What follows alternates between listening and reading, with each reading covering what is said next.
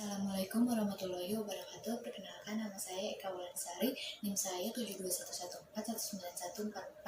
Saya dari jurusan akuntansi.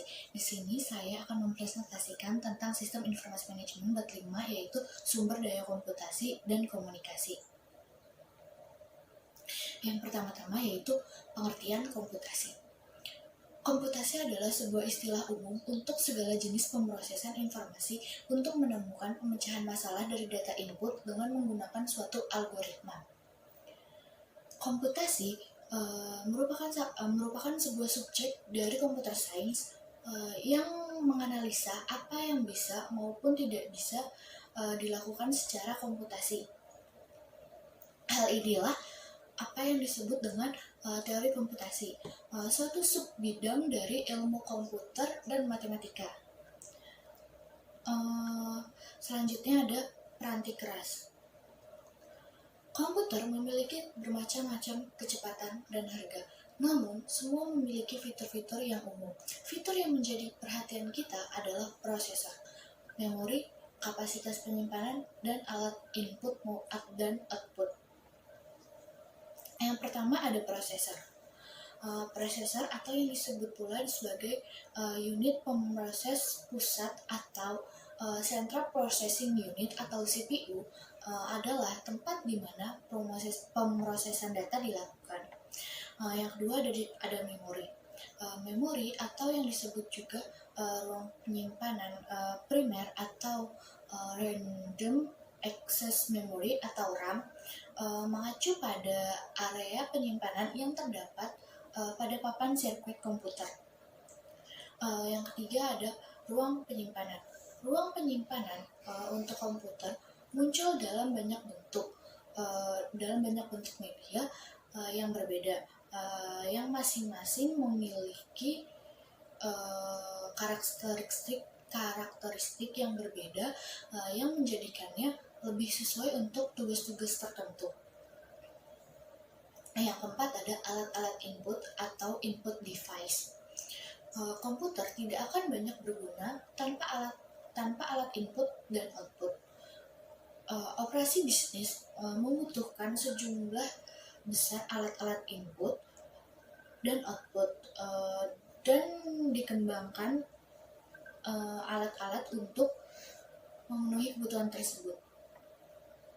Yang kelima ada alat-alat output atau output device. Dua alat output yang paling dikenal adalah layar komputer atau monitor dan printer. Meskipun konsep kantor tanpa kertas telah mendapat banyak perhatian, hasil output tetap merupakan fakta dari komputasi. Yang keenam ada multimedia.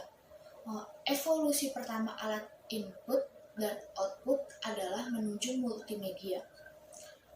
Penggunaan lebih dari satu media pada saat yang sama adalah yang disebut dengan multimedia. Selanjutnya ada alat-alat komputasi pribadi. Komputasi pribadi telah lama dihubung-hubungkan dengan komputer mikro. Bahkan komputer mikro pada awalnya disebut komputer pribadi atau personal komputer. Komputer mikro saat muncul pertama kali bukan tergabung dalam suatu jaringan, melainkan setiap pengguna komputer mikro menggunakan sumber daya ini hanya untuk keperluan komputasi pribadinya saja. Yang pertama ada telepon seluler dengan pesan dan video interaktif.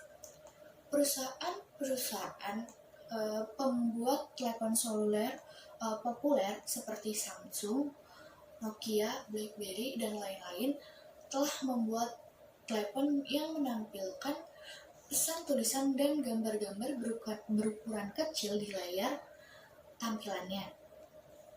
Beberapa telepon seluler dapat menyimpan video-video pendek. Yang kedua ada telepon seluler cerdas. Telepon seluler dianggap sebagai telepon cerdas atau smartphone ketika ia menjalankan pekerjaan-pekerjaan yang biasanya dihubungkan dengan internet atau komputer mikro. Yang ketiga ada jaringan rumah. Jaringan komputer rumah adalah jaringan komputer rumah telah sama populernya seperti perusahaan TV kabel dan perusahaan telepon yang memasarkan modem untuk koneksi internet broadband. Perusahaan telepon menjual modem DSL atau Digital Subscribe Line. Baik modem kabel maupun DSL dapat membawa akses internet berkecepatan tinggi ke rumah-rumah. Yang keempat, ada keamanan komputasi rumah. 3 aspek keamanan memiliki arti yang penting bagi komputer mikro yang Anda pergunakan di rumah dan di tempat kerja, misalnya update sistem operasi, virus dan spyware. Selanjutnya ada peranti lunak. Terdapat 2 jenis peranti lunak, yaitu peranti lunak sistem dan aplikasi. Peranti lunak sistem dibutuhkan untuk menggunakan komputer, sedangkan peranti lunak aplikasi untuk memproses data pengguna. Peranti lunak aplikasi dapat diperoleh dalam bentuk siap pakai atau dibuat sesuai pesanan untuk pengguna tertentu. Yang pertama, ada peranti lunak sistem. Peranti lunak sistem atau sistem software atau yang disebut juga peranti lunak sistem operasi menjalankan tugas-tugas mendasar yang dibutuhkan oleh seluruh pengguna dari suatu komputer tertentu. Tugas-tugas ini berhubungan dengan peranti keras dan bukan dengan aplikasi yang dikerjakan oleh perusahaan atau pengguna. Yang kedua ada peranti lunak aplikasi. Para profesional sistem informasi membuat peranti lunak siap pakai dan peranti lunak aplikasi sesuai pesanan. Peranti lunak aplikasi siap pakai atau pre-written application software atau kadang-kadang disebut peranti lunak off the shelf diproduksi oleh pemasok dan dijual kepada pengguna. Pengguna dapat menggunakan peranti lunak yang telah dikembangkan oleh programmer yang berpengalaman tanpa harus mempekerjakan programmer sendiri atau belajar bagaimana cara membuat program.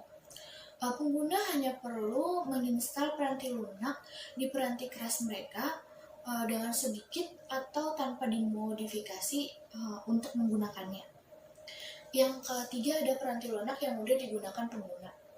Peranti lunak yang sederhana dan penggunaannya intuitif seringkali dikatakan mudah digunakan oleh pengguna atau user friendly.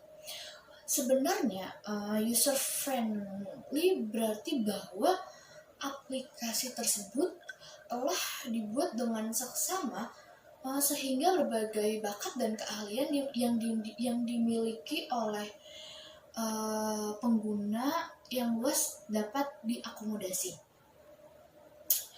Yang selanjutnya ada komunikasi.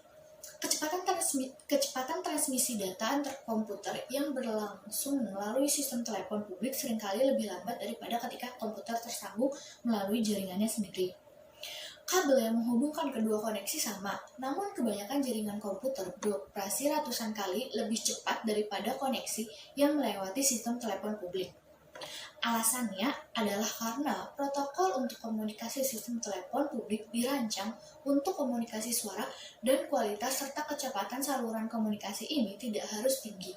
Protokol adalah spesifikasi dalam pemformatan data yang akan ditransfer di antara peralatan komunikasi. Yang pertama ada koneksi publik.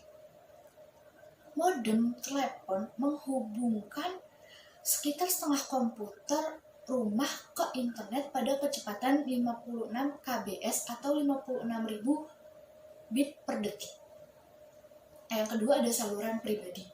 Saluran pribadi atau private line adalah suatu sirkuit yang selalu terbuka untuk lalu lintas komunikasi Anda. Saluran pribadi yang ditujukan untuk Anda, gunakan saluran pribadi yang ditunjukkan untuk Anda gunakan disediakan oleh penyedia layanan yang umum, yaitu perusahaan telepon. Yang ketiga ada jaringan pribadi maya atau virtual private network. Untuk dapat menikmati keamanan dan kecepatan saluran pribadi, namun tetap dapat menggunakan jaringan internet yang berbiaya rendah, kalian dapat menggunakan VPN sebagai pilihan atau jaringan pribadi maya, yaitu virtual private network atau VPN. Yang keempat ada komunikasi atau jaringan. International Organization for Standardization didirikan pada tahun 1946. Organisasi ini menciptakan arsitektur standar interkoneksi sistem terbuka. Yang kelima ada protokol untuk komunikasi komputer. Komputer pada awalnya tidak dirancang untuk berbagi data dengan komputer lain dan hanya dengan terminal-terminal. Terminal adalah suatu alat yang tidak memiliki ruang penyimpanan atau prosesor. Terminal hanya menyediakan alat memasukkan dan menampilkan data bagi komputer. IBM menyadari keterbatasan komunikasi ini sebagai suatu masalah, sehingga IBM dan perusahaan-perusahaan lain mulai mengembangkan protokol komunikasi. Yang keenam ada paket. Paket data adalah suatu bagian dari data total yang akan dikomunikasikan, digabungkan dengan alamat komputer yang dituju, komputer pengirim, dan informasi kendali lainnya. Yang ketujuh ada alamat jaringan internet. Untuk menjalankan paket-paket melalui jaringan, setiap komputer yang menangani paket data harus memiliki suatu alamat yang unik. Ketika menjalankan paket-paket di internet, maka akan digunakan alamat IP. Selanjutnya ada konvergensi komputasi dan komunikasi. Alat-alat komputasi dan alat-alat komunikasi kini saling menyertakan fitur-fitur yang dimiliki di antara keduanya. Kemungkinan-kemungkinan yang ada dibatasi oleh usia baterai, kecepatan komunikasi, dan keamanan, ukuran tampilan dan keyboard, serta imajinasi pengguna. Voice over Internet Protocol atau VoIP adalah perlewatan komunikasi suara melalui internet laksana komunikasi digital. Setiap sinyal suara dapat didigitalisasi dan dikirimkan melalui internet dan dimainkan kembali pada pengeras suara di tempat tujuannya. Jika komputer Anda memiliki sebuah mikrofon dan pengeras suara, maka Anda dapat berkomunikasi dengan orang lain dengan perlengkapan yang sama di komputer mereka. Kesimpulannya, komputer dapat bertindak sebagai sumber daya yang bertindak sendiri. Namun keputusan mereka sebagai alat bisnis mengalami peningkatan yang sangat besar ketika mereka berbagi data.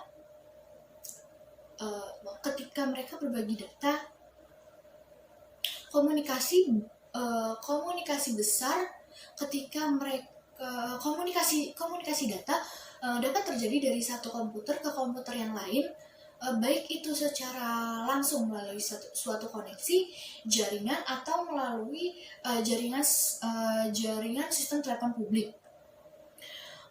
Jaringan dimulai sebagai koneksi dari komputer ke satu terminal yang berada beberapa jarak dari komputer. Pemindahan data komputer ke komputer yang lain lebih sulit untuk dilakukan ketika masing-masing komputer memiliki satu sistem operasi yang mengendalikan akses ke sumber-sumber dayanya sendiri. Komunikasi membutuhkan standar karena berbagai perusahaan pembuat peranti keras komputer dan telepon harus memiliki penyajian data yang sama dan dapat dipahami yang bergerak di sepanjang media komunikasi. Internal Organization for Standardization menciptakan standar-standar Open System Interconnection untuk komunikasi data yang kita pergunakan sekarang. Sekian dari saya, kurang lebih mohon maaf. Wassalamualaikum warahmatullahi wabarakatuh.